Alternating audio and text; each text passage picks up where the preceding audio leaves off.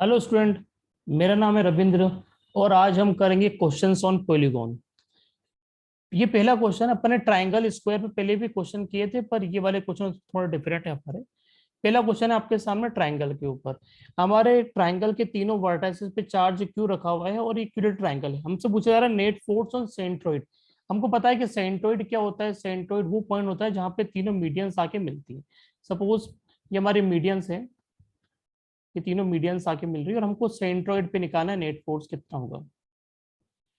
तो हमको सेंट्रोइड पे नेट फोर्स पता करना है। सपोज इस पॉइंट को हमने जी नाम दिया और हमने यहाँ पे क्या करा, हमको फोर्स पता करना है तो हमने यहाँ पे 1 कूलम का चार्ज रख दिया।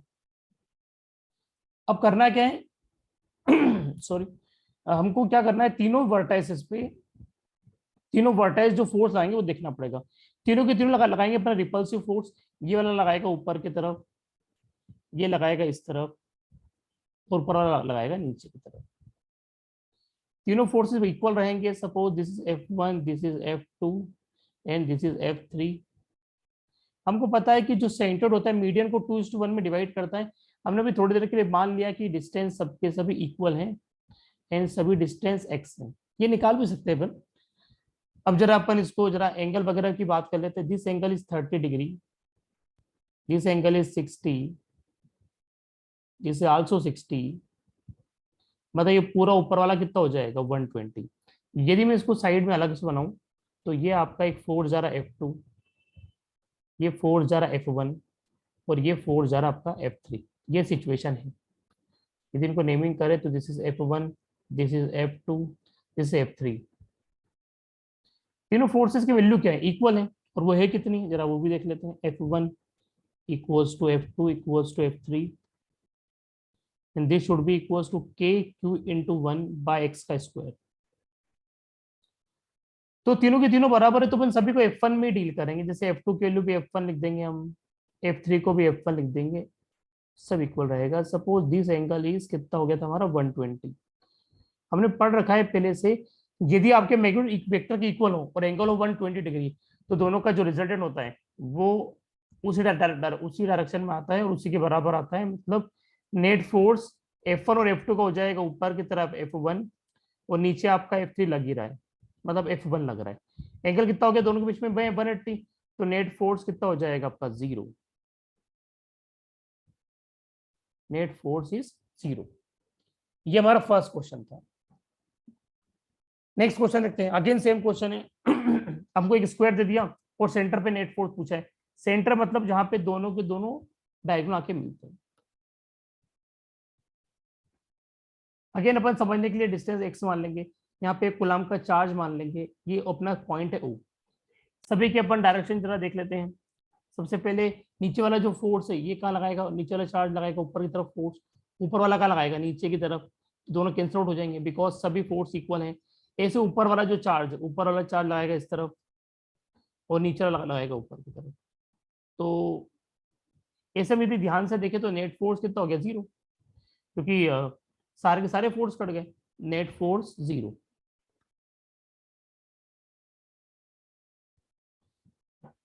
और ये डिस्टेंस क्या था x था, वो तो सब निकल जाएगा अपने फोर्सेस। तो मतलब क्या होता है यहाँ पे कंसेप्ट मैं आपको बताता हूँ। एक्चुअली इससे पहले जो ट्रायंगल पढ़ा था, ट्रायंगल में आप ध्यान से देखो सारे वर्टाइसेस इक्वल थे, अपने सारे वर्टाइसेस पे चार्ज इक्वल था और ये रेगुलर साइज था, मतलब कि सभी के साइड इक्वल थे। सेम टू सेम यहाँ पे भी है। तो ऑलवेज यदि आपका कोई पॉलीगॉन हो, यदि उसका साइड इक्वल हो, चार्जेस सारे वर्टाइसेस पे सेम हो, तो आपका सेंटर पे हमेशा नेट फोर्स 0 आएगा। ये हमेशा होते हैं। अब इसी क्वेश्चन को किसी तरह और कैसे पूछ सकते हैं। मान लो ये आपका स्क्वायर है, आपके 3 वर्टेक्स पे तो चार्ज उन्हें दे दिया, मान लो Q, Q एंड Q।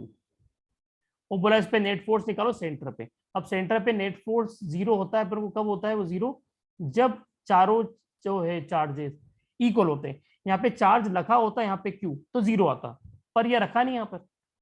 हमको पता है कि ये वाला साइड ए है, ये वाला साइड ए है, तो ये वाला जो साइड होगा a/√2 होगा। कहां से कहां तक का, यहां तक का। निकाल सकते पाइथागोरस से। यदि यहाँ पे चार्ज रखा होता तो इस पॉइंट पे फोर्स कहाँ होता, ऊपर की तरफ होता, रिपल्सिव फोर्स के कारण। तो वो होता कितना, F equals to KQ into 1/a/√2 का होल स्क्वायर। पर ये चार्ज नहीं रखा हुआ है तो फोर्स तो इतना ही लगेगा, पर जो डायरेक्शन पहले ऊपर थी वो नीचे हो जाएगी। मान लेते मैं इसको नंबरिंग कर देता हूँ, जैसे सपोज ये ए था, ये वाला चार्ज बी था, ये वाला चार्ज सी है, ये वाला चार्ज डी है, एंड सपोज सेंटर वाला ओ है। तो पहले जो डायरेक्शन थी वो ए से ओ थी, अब जो नेट फोर्स होगा उसके डायरेक्शन कहां से कहां होगी, ओ से ए, सिर्फ इतना सा डिफरेंस हो जाएगा। जब भी आपको ऐसा क्वेश्चन आ जाए, चार्ज आपको गिवन नहीं हो और ऐसा रेगुलर साइड दिया, तो ऐसा मान लो कि यदि वहां पे चार्ज रखा होता तो नेट फोर्स 0 होता, तो वो जो चार्ज है जो नहीं प्रेजेंट है उसके कारण से जो फोर्स है उसको कैलकुलेट कर लो आप। तो नेक्स्ट क्वेश्चन करते हैं। जैसे पॉलीगॉन, ये अपना पेंटागन, अगेन सेम क्वेश्चन है। पेंटागन यदि अपन से सेंटर पे नेट फोर्स पूछा है, अगेन करना क्या अपन को, यदि यहाँ पे चार्ज रखा होता तो नेट फोर्स सेंटर पे कितना होता, 0 होता। अब ये चार्ज रखा तो ही नहीं है, मैंने मान लिया कि सपोज सेंटर यहाँ पर है और उसका जो डिस्टेंस है, ये डिस्टेंस अपन एक्स मान लेते हैं, वो निकाल सकते हैं अपन प्रॉपर्टी वगैरह लगा के। ये चार्ज रखा होता तो ओ वाला जो पॉइंट है उस पर फोर्स ऊपर की तरफ होता, पर चार्ज रखा तो नहीं है, तो जो फोर्स होगा वो फोर्स कितना हो जाएगा आपका, फोर्स की वैल्यू होगी के क्यू इंटू 1, मतलब सेंटर पे चार्ज 1 है, बाय एक्स का स्क्वायर। बट डायरेक्शन कहां से कहां होगी, ओ से ए। ये आंसर आ गया। एक्स तो अपन कैलकुलेट कर सकते हैं, मतलब ये ट्रायंगल वगैरह बना के वो पाइथागोरस वगैरह ला के कैलकुलेट कर सकते हैं। मेन कॉन्सेप्ट ये है, यदि सभी पे चार्ज रखे होते तो नेट फोर्स सेंटर पे 0 होता। अब चार्ज नहीं रखा हुआ है तो अब कैलकुलेट कर लो बस कि यदि चार्ज रखा होता तो जो भी फोर्स आता उसका सिर्फ अपने डायरेक्शन को चेंज कर दिया। जैसे ये अपना पेंटागन क्वेश्चन था, जैसे मान लो आगे बढ़ते हैं, ये हमारा हेक्सागन है। अगेन यहाँ पे चार्ज एम्प्टी है, ए बी, ये हमारा सी, ये हमारा डी, ये हमारा ई। अगेन नेट फोर्स पूछा है अपन से सेंटर पे। अब सेंटर यहाँ पे कहाँ पर, यहाँ पे सेंटर पे, ये आपका सेंटर है, मतलब जहाँ पे तीनों के तीनों ये आके मिल रहे हैं, मतलब डायगोनल टाइप, ये आपका ठीक है। यदि यहाँ पे चार्ज रखा होता है, सपोज ये साइड पे अपनी ए है सब, इसको एक्स मान लिया मैंने, निकाल सकते हैं तो अपन।